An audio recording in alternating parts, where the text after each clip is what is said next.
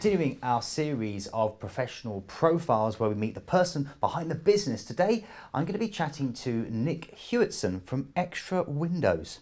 Nick, thank you very much for joining us. Thanks, Keith. Welcome to the studio, and welcome, of course, to this opportunity to find out more about you. Now, tell us, Nick, how it all started. You know, have you always been a man with a passion for windows?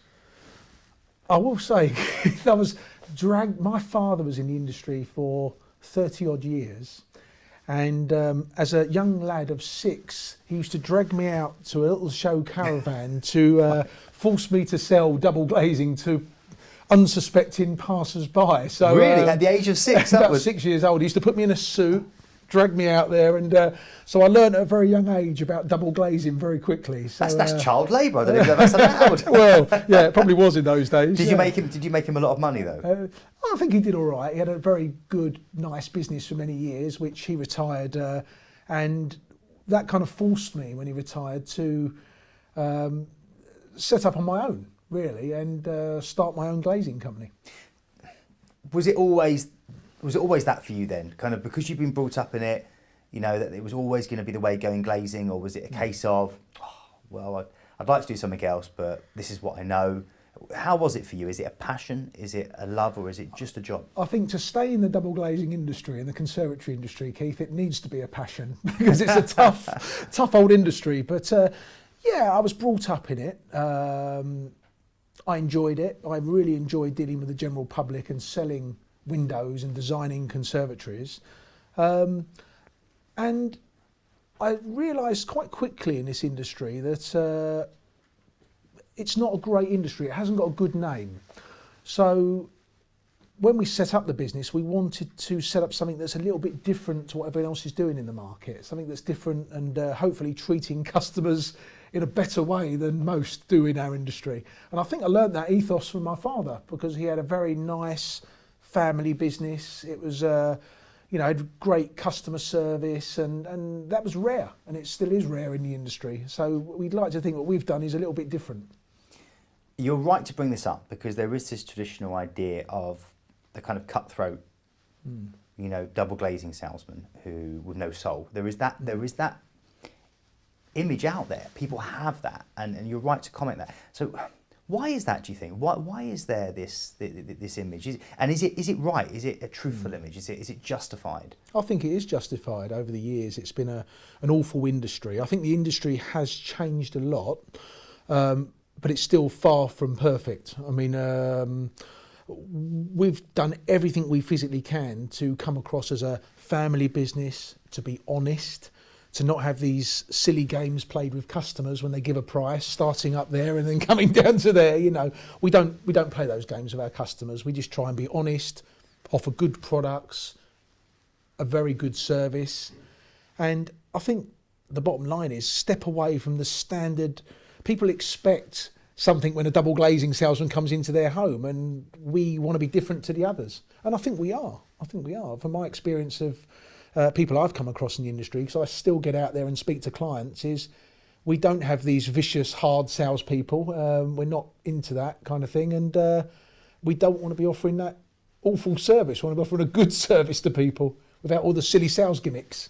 So obviously, following on from discussing the unsavoury reputation, I suppose, that the double glazing's had in the past, or the business has had, what protection is there out there for people who are looking to get their windows replaced? It's a good question, Keith. I mean, the double glazing industry has got a terrible name and a very bad reputation, and some of it's deserved. A couple of years ago, they launched the DGCOS, which is the Double Glazing and Conservatory Ombudsman Scheme. Now, I believe this is the best thing that's ever happened to the industry. It's a legal ombudsman that protects consumers when they're purchasing glazing, conservatory, or fascias or whatever, home improvements at the back of their home or the front of their home. It really does give good protection. They offer free mediation, free arbitration. They hold a compensation fund for the client. So if there was an issue, the client can talk to them and they'll mediate between them and the glazing and the building company, and actually make a legal decision to put things right if things, God forbid, go wrong. That's really encouraging. Okay, so there is that security out there. It is in place, and I guess it is effective. And just to follow on from that, obviously, you're a part of that, but I'm guessing a lot of people didn't make the mark.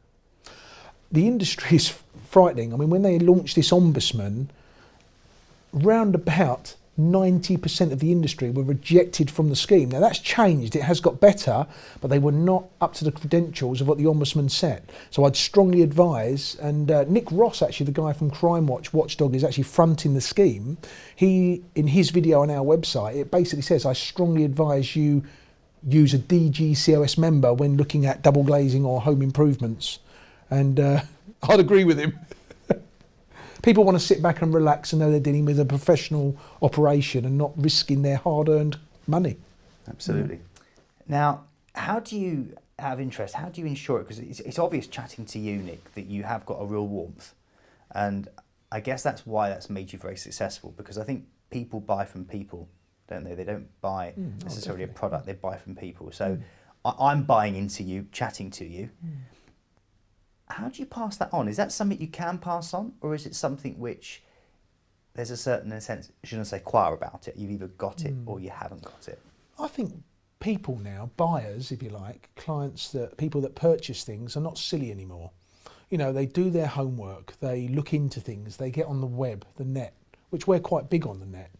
And you can pick up a lot of information. You can pick up, you know, are there good reviews, bad reviews on a company, what the company's background is, what the directors are even doing in that company now. You know, I'd like to think everything they find on us is all positive and good stuff. It doesn't take much these days, you know, to, you know, upset customers. They'll soon let you know. So I think people do a lot more research when you buy glazing and conservatories now. And people are not buying in so much these days to these silly gimmicks of buy one, get one free, get 50% off. I mean, people know that is nonsense, and you know, we try and cut the nonsense out, really. Is it a big team that you have working with you? Do you have a really big team of people, or is it kind of we're very a medium-sized company. We're not a big national company. We're not a small one-man band. We are in total 10 fitting and building teams. We have 2 very good surveyors. We have an operations manager. We have an installations and service department with 2 or 3 people in it. We have a very good accounts manager. So as a company in total, there's probably about 30 of us in total. So we're not a massive company, but we're not a small company. We don't want to be a multinational company, if I'm honest. I think when you deal with some of these big companies, the personal service goes out the window. The personal service is just not there anymore. I think when you are a small firm, you can deal with customers quicker and more efficiently and give a better service, which is what it's all about when people are buying home improvements these days, you know. Do you still get out there and get involved and hands-on with the kind of fitting? Yeah, if you ask my guys that, they'll probably say too much. Not necessarily with the fitting, not necessarily, but more with the sales side. I enjoy dealing with the general public. I enjoy, like I said, designing conservatories, going to people's homes. And actually, most people you meet are lovely. We deal with some great people, and we do have fun doing it when you're selling. I enjoy that side of the business, you know. The installation side of the business is more involved, to be fair. You've got to know your stuff these days. We're very lucky. We've got a good operations manager in the company. We've got very good installers, and they're very well trained. The training's ongoing, including as it is with the sales guys as well. We train them on a monthly basis all the time, you know. What's the dream? Is it to try and bag yourself one of those old country homes that were built in the 18th, 19th century that must have about, you know, over 1,000 windows that you could replace in one go? Is that the ultimate prize that you're chasing? You know, is it a set of flats that are being revenerated? What's the holy grail for the window salesman? Are we talking about the dream for me or the dream for the business? well, but the dream for you first of all, yeah. I think my dream has always been to have a good team around me, which I think we've got in the business, and really to, like I said at the start, really to offer a good service, have a good firm, you know, not be so involved. This is my dream, not to be so involved. I am I work pretty much 6.5, 7 days a week. So on the 8th day of the week, I tend to relax and unwind. But to have a good business that is consistent with service, quality, and keeping my customers happy. And I think if you do that, things work for themselves, don't they? I'd like to think I could get down to working just 100 hours a week now, so that might have the extra 3 hours to relax a bit, you know. What's the most unusual property that you've windowed or glazed? I'm trying to think of because if I say glazed, it makes it sound like you're a kind of cake decorator. I don't really, and obviously you're not. So, but if that's the kind of right phrase, but what's the most interesting building that you've had to work on? We've done a few actually. We've done work for local schools, which is quite interesting. You know, we've just done a big conservatory on the back of a children's nursery, which was quite nice. Lovely. You know, we've done a walkway in a school between two classes, which was an open walkway.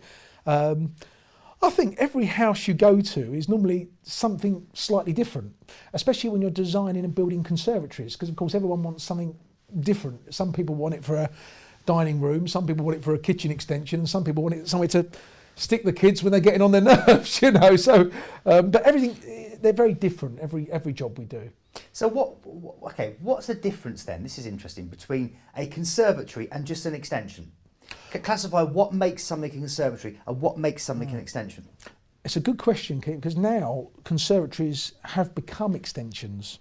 What's happened is in the industry, people, you used to turn up to a customer's house and it was a glass box on the back of the house. Now with all this modern technology, you've got special heat reflective glass, tinted glass, self-cleaning glass. You've got what they call composite tiled roofs. Say that again, self-cleaning glass. Yeah, it's the way the glass is manufactured allows water to drip off of it much quicker than normal glass. You see it a lot in airports and things like that. But and it just stays clean the whole time? Well, nothing's perfect, okay. But from a cleaning point of view, birds, moss, all that kind of thing washes off much quicker. Okay. So and it's slightly tinted, so it cuts out sort of 30-odd% of glare. So you don't sit out in the conservatory like this anymore, you know. So.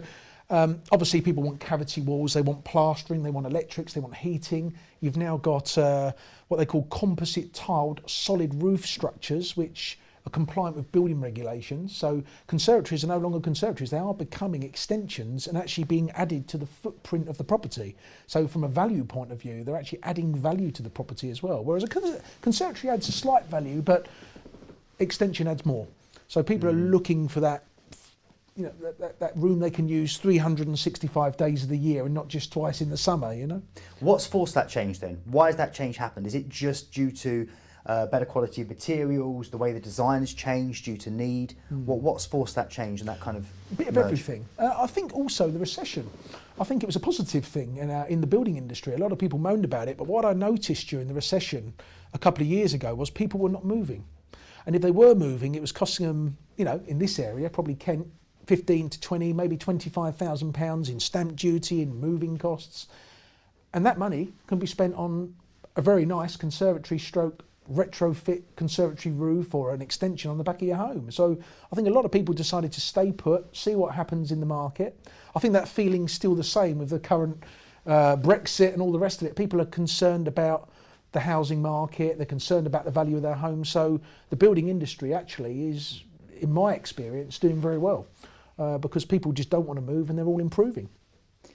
So this is out of interest now, and I'm probably being a bit selfish on this because I'm looking. I mean, funnily enough, ironically, this day where we're shooting this, I'm at this moment having my windows replaced in my house, and the front door replaced, and I'm also in the midst of planning an extension. Have you brought your balance with you, Keith? I mean, have you brought your balance with you? Because I want to make sure we get paid before we leave tonight. Is that all right? Exactly. Now, in a sense of, one of the things that I've been looking at is obviously getting an extension that will have a kitchen and a master bedroom. Would that be cast as a conservatory?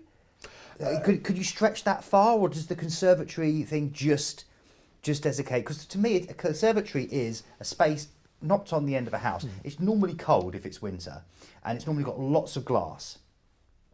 And that's my view of it. But I know I'm probably being really backward in my thinking about that. No, you are right. I mean, conservatories are looked at as glass rooms. Yeah. That's changed. That's what's changed. And what's happened is conservatories now have solid roofs.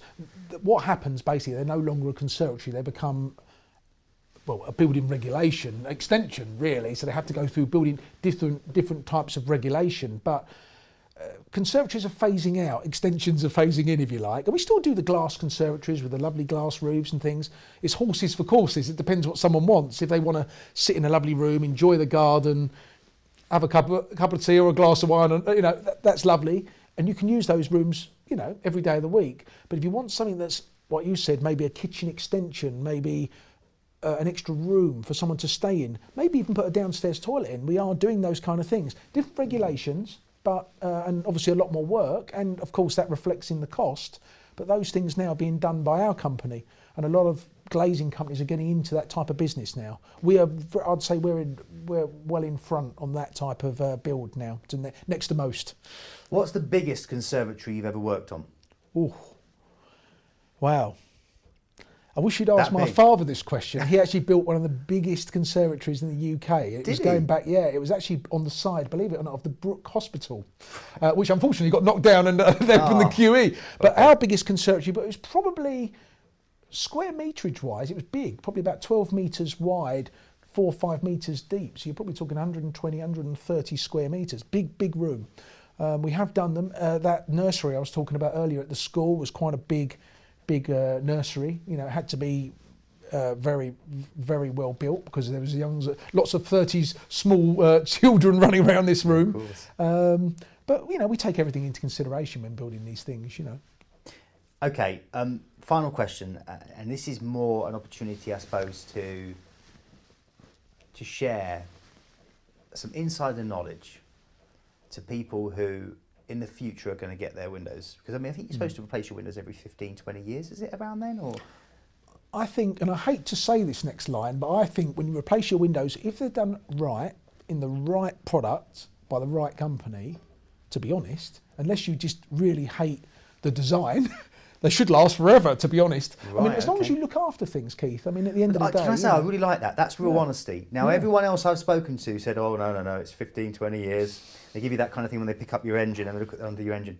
Oh, that don't look good. They go, and it's always that kind of response. But you've just been very direct and said if it's done properly, it could be for life. Yeah, I've got to be honest. The windows in my house have been there for well over 20 years.